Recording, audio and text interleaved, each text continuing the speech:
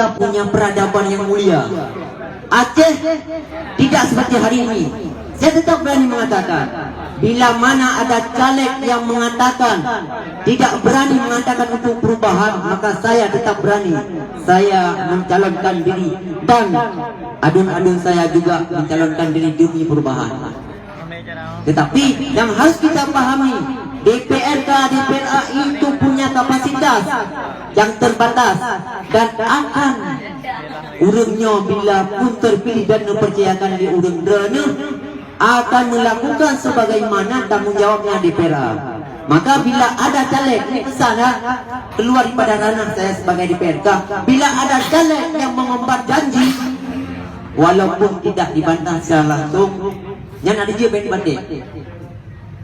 Karena tidak yang seperti kita inginkan.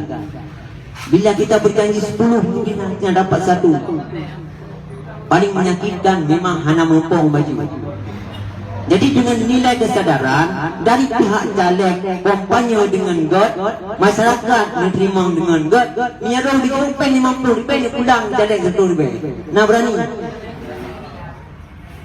Saya punya pengalaman 1,5 tahun bergabung dengan Partai Islam Malaysia. Pada saat itu saya merantau ke Malaysia. Satu segi saya karena mencari keamanan karena paspor pun tidak jelas. Saya masuklah Partai Islam di Malaysia. Di Malaysia, di Selangor itu dominan orang PAS. Kalau ada kerusakan-kerusakan jalan, orang itu malu, merasa malu. Orang DPR itu merasa malu, berlomba-lomba untuk buat jalan itu. Kenapa? Memang betul-betul orang terpilih, orang potensial. Bukan dipilih karena latar belakang uang, bukan dipilih karena latar belakang sogokan. Maka bila ada saya turun ke lapangan, beku di caleg, ibu nak saya jumpa betul. Siapa segi dan juga senang dulunya. Kenapa? Berarti orang itu sudah sadar selama ini ditipu oleh caleg-caleg yang tidak bermoral. Satu segi lagi, ketika caleg unggul menjadi DPR, aku tak perlu bah 50 belum suara. Maka di antara caleg dan pemilih sama-sama salah dan sama-sama bangan. Ini satu konsep berkira kuno hanap dua kitanya orangnya dia pun yung ulia suara dia di 50 ribu. Maka bila ingin urang dan tanya ingin sama perubahan juga kepada Pak Kesi, tolong Pak Kesi kompanyakan politik yang sehat. InsyaAllah Padang Tinggi akan menjadi ikon politiknya Kabupaten Pidi. Hidup Pidi! Maka kemudian pemuda juga sebagai kekuatan persatuan dan pemersatuan. Ini menjadi kekuatan pemuda. Contoh pemuda, bila langgampung urang hampai nganu muda, wateng kawin ini ngana saja. Bahkan di blok kami yang lain yang muda di sini di bulan pesta ron. Itu bukti bahwa pemuda itu punya satu kekuatan. Tetapi pergunakan kekuatan itu dalam hal positif. Maka hari ini berlelah-lelahlah nayo, anak punya hek. Bak semikir ke rakyat ro tu.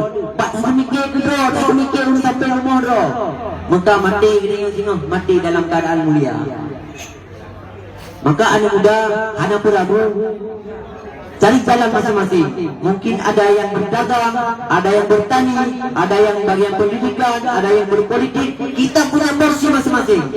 Tidak harus kita cemburu kepada orang politik.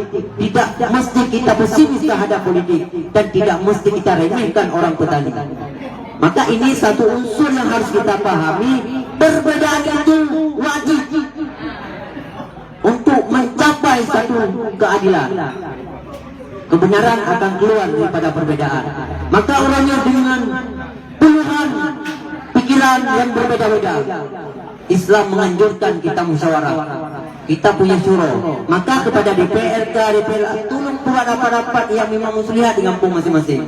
InsyaAllah. Dan yakin bila mana caleg ataupun DPRK, DPRA terpilih dengan betul-betul potensial, InsyaAllah calegnya akan sedikit. Karena mana ini? Politisi tidak ikhlas. Ikhlas di hatinya masing-masing tidak harus kita ucapkan. Maka orangnya caleg bayu ia bak gede kupinya naiklah mengharapkan suara pada orang-orang. Dan bila dia menang dibagi mungkin baju sapora segi keundurannya naiklah itu. Tapi ia dia melikut. Makanya sesuatu persoalan kita di hatinya masing-masing. Tapi bukan itu persoalannya. Tanya, jangan terpesona ataupun jangan terjebak dengan politik, politik ataupun lain sebagainya. Tapi tetap junjung tinggi nilai persatuan. Maka dengan nilai persatuan, insya Allah akan lahir pemimpin-pemimpin yang bijaksana. Juga harapan kami dari pemuda pada diri. Saya mungkin belum saya perkenalkan diri, Fahmi Zumla, SPD, pendidikan terakhir saya S1 Bimbingan dan Konseling. SD saya SD 4, SD bertingkat, SMP Cerum, SMA saya Dusun Andah Tekan Raya. Sedangkan kuliah di Jawa Barat. Saya putra asli Padang Tinggi. Kami juga dengan rekan